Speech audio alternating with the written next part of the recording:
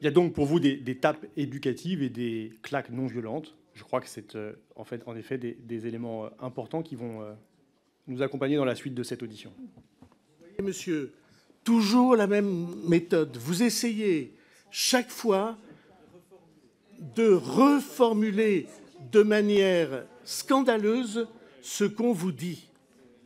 Bien, nous avons... Monsieur le Premier ministre, moi je regrette les accusations que vous avez portées à l'endroit du travail de notre commission et le fait que vous ayez finalement plus parlé de vous et des vertus éducatives des petites claques que dénoncer la violence inacceptable des crimes qui ont été commis à Betaram et prononcer des mots pour les victimes, des mots de compassion.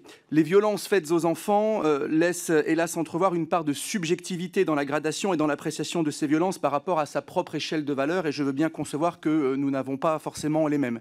L'objectif de notre travail, c'est de protéger les enfants des violences et de mieux contrôler les établissements. Alors ma question est simple, est-ce que les valeurs du citoyen François Bayrou, qui peut finalement concevoir qu'un certain nombre de châtiments corporels relèvent d'une éducation à la rude avec un certain nombre de punitions qui peuvent avoir des vertus, est-ce que ces valeurs-là du citoyen Bayrou ont pu aveugler ou influencer le ministre de l'Éducation, François Bayrou, qui ne pouvait, lui, pas accepter l'idée même de l'existence de ces châtiments corporels, quand bien même ceci aurait été acceptable pour le citoyen François Bayrou? Vous dites les valeurs du citoyen Bayrou ont fait. Vous ne m'avez interrogé que sur moi, sur ma responsabilité, sur ce que j'avais fait ou pas fait, sur le soupçon d'être intervenu, soupçon insupportable, que je sois intervenu dans l'affaire pour protéger des pédocriminels. Toute l'audition a tourné autour de ça, en essayant de me mettre en contradiction entre une phrase et une autre phrase, d'avoir été mis en cause par le gendarme Hontan ou par Mirande. Vous n'avez parlé que de ça. Et d'ailleurs, il y a 4 mois que vous ne parlez que de ça. Et si vous lisez la presse ce matin, et hier, et avant-hier, on ne parle que de ça. Et moi, j'aurais voulu qu'il y ait... D'abord, ça m'aurait fait des vacances, hein, qu'on laisse une seconde tomber le cas d'un supposé responsable politique indifférent, corrompu, dominé par une omerta. J'aurais préféré qu'on parle des victimes.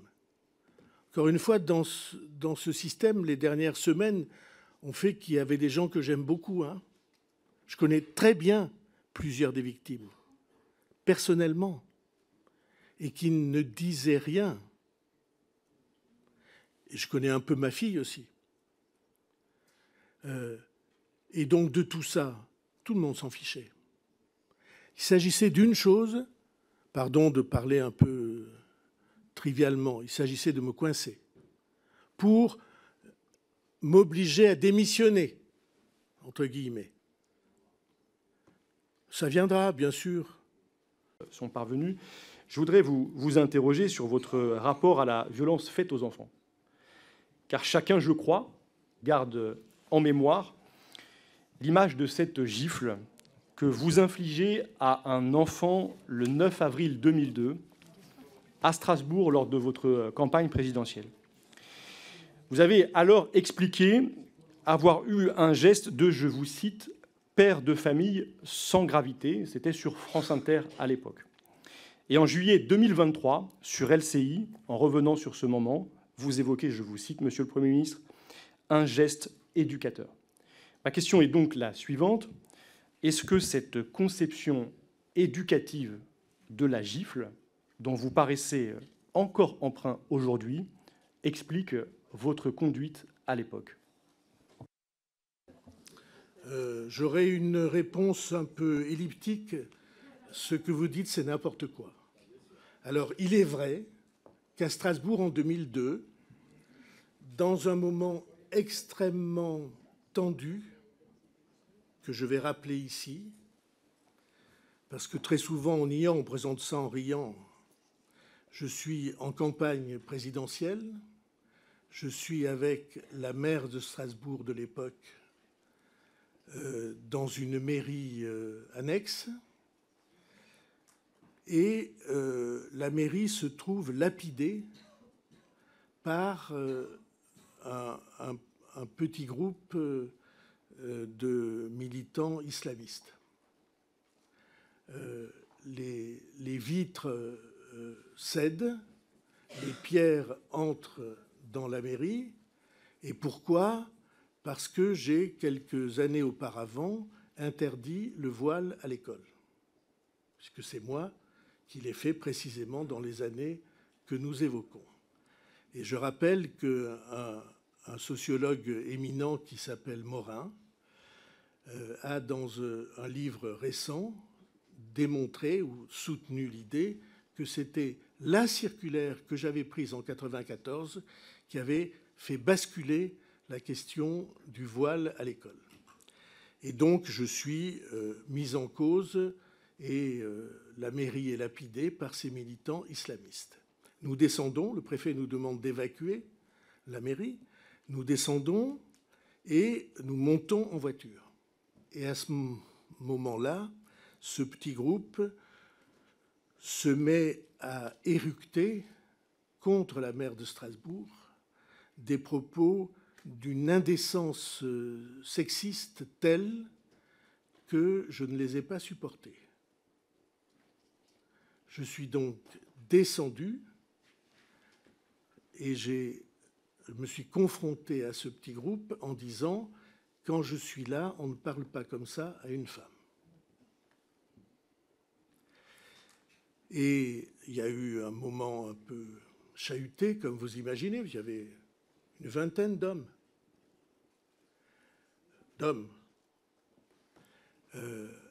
Il se trouve que j'ai le réflexe, quand je suis dans tout le temps, de vérifier si mon stylo, mon portefeuille est à sa place. Je ne change jamais de place. Et en passant la main, j'ai trouvé la main d'un petit garçon qui était en train de sortir mon portefeuille de ma poche. Et je lui ai donné une tape. Pas une claque. Je veux dire, pas quelque chose de brutal. Je lui ai donné une tape. Je suis d'ailleurs certain que cette scène a été bruitée par les télévisions qui, à l'époque, ont fait faire à cette scène le tour de beaucoup de pays. Ce n'était pas du tout une claque violente. C'était une tape, en effet, de père de famille. Et si quelqu'un ici pense que jamais il n'a donné une tape à un enfant, je crois que beaucoup, s'ils sont honnêtes, pourront admettre qu'ils l'ont fait. Pour moi, ça n'est pas de la violence. Et je veux rappeler qu'avec Maud Petit, député, je l'ai soutenu pour interdire les violences ordinaires. Je ne sais pas quel était le texte. Hein ? Voilà, la lutte contre les violences éducatives ordinaires. Et elle m'a appelé pour dire « Dis-leur que tu m'as soutenu pour faire ça ». Et donc, voilà, c'était un geste, à mon avis, de père de famille. Et j'ai d'ailleurs dit, si je puis finir la séquence, le père qui était le responsable de la mosquée de cet endroit-là, je dis ça parce que c'est la maman qui m'a appelé le lendemain pour dire que je voulais que je fasse de mon enfant. Il y a des gens qui désossent des voitures en bas de l'immeuble. Moi, c'est comme si c'était présent à mon esprit à l'instant. Moi, je vais au supermarché pour dresser les rayons à 5 heures du matin. Et je n'ai jamais oublié ça, et je n'ai jamais oublié ce petit garçon qui a eu après des graves difficultés. Et je suis en empathie avec lui et avec eux. Mais c'était un geste éducatif. Et le père me dit, chez nous, on ne touche pas aux enfants. Et je lui ai dit, si mon fils, vous avez piqué votre portefeuille, je comprendrai parfaitement que vous l'ayez remis ainsi dans le droit chemin. Et je le maintiens encore aujourd'hui. alors c'est pas conforme au canon de... Mais c'est la vérité de la vie. Il y a donc... Entendre. Vous avez commencé votre audition en disant que enfin, nous allions lever le voile sur le continent noir, le continent caché. Mais alors pourquoi avoir consacré plus de 30 minutes de votre audition à couvrir d'injures, et j'emploie ce terme-là, une personne, une enseignante, une simple enseignante, pas politisée, qui ne cherchait ni la lumière ni les projecteurs, qui, en 1996, était une des rares à avoir voulu lever le voile sur ce continent noir, ce continent caché. Moi, je suis encore profondément marquée par ce passage-là de notre audition. Vous l'avez accusé d'affabuler. 30 minutes. Vous avez même voulu projeter une vidéo pour l'agonir. Vous n'avez pas consacré ces minutes-là pour faire entendre la parole des victimes que vous aviez entendues. Moi, je voudrais finir par une chose. Cette femme-là, à la fin de son audition, moi, j'ai eu une réaction. Je lui ai dit, mais qu'est-ce que ça a dû être de vivre, et je n'ai pas pu finir ma phrase, je voulais dire, qu'est-ce que ça a dû être de vivre avec le sentiment de ne pas avoir été entendue. Elle l'a fini à la place de moi, et vous savez ce qu'elle a dit? Oui, qu'est-ce que ça a dû être de vivre avec le sentiment qu'on n'a pas pu sauver les enfants. Merci. Elle a fini son audition comme ça, elle. Merci. Monsieur le Premier ministre, c'est à vous. Merci. Peut-être simplement pour une réaction à l'instant. Moi, je n'ai pas agonie d'injure cette dame. Vous en avez fait. Les rapporteurs en ont fait. La principale lanceuse d'alerte, je cite entre guillemets.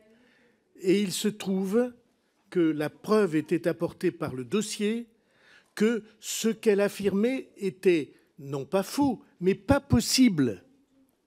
Pas possible. Et donc, excusez-moi, quand vous êtes mis en cause aussi gravement que je l'ai été, pas par elle, par ceux d'entre vous qui l'utilisiez. Et donc, de ce point de vue-là, je dis que oui, j'ai le devoir, pas le droit, mais le devoir de défendre la vérité. Oui, eh bien, écoutez, j'affirme que ce que j'ai montré Madame Adizadeh, s'il vous rend plaît. impossible son affirmation. Voilà, alors